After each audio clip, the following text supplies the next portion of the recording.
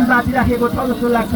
यस कारणले गर्दाखेरि पनि आजदेखि हामीले यो जग्गामा भर्खरै मात्रै शिवी 2वटा चरणमा शिवीहरू नाचेर हामीले यो जग्गामा हर्षोल्लासहरू मनाएका छौँ।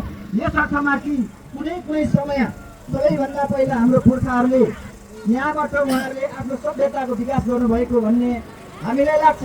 हामी नयाँ विद्यार्थीहरू, हामी नयाँ युवाहरू त्यसरी यसको चाहिँ घटनाहरूलाई थोरै हेर्ने विचार गर्दछौँ कि यहाँनिर हाम्रो पुर्खाहरू आँखा लिएर आउनु भएपछि सबैभन्दा पहिले यो पृथ्वीको दृश्य देखिएको, समाजको दृश्य देखिएको ठाउँ, सबैभन्दा पहिला मुख लिएर आए पछाडि साम्पाङ भाषा सिर्जना भएको ठाउँ, साम्पाङ भाषाहरू निर्माण भएको ठाउँ र भाषाबाट बोलचाल भएको ठाउँ, यो ठाउँ यस्तो ठाउँ हो जहाँ साम्पाङहरूको आफ्नो रगत चिनिएको ठाउँ, आफ्नो छोरी चेली चिनिएको ठाउँ, आफ्नो बाजे पुर्खाहरू चिनिएको, आफ्नो दाजुभाइहरू चिन्न थालिएको ठाउँ यो साम्पाङ र यो फोकलुङ भन्ने ठाउँ हो।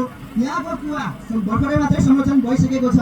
यही कुवाको पानी खाएर हाम्रो बाजे पुर्खाहरूले हामीलाई यसरी फैलाउँदै फैलाउँदै आज हाम्रो पुस्ता अगाडि बढिरहेको कुरा हामीलाई लाग्दछ।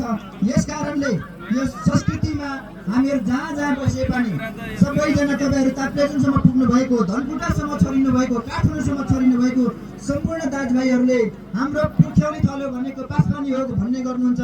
बाँसपानीको पनि यो फोकलुङ भन्ने ठाउँलाई हामीले हाम्रो उद्गम थलो भन्ने गर्दै आइरहेका छौँ।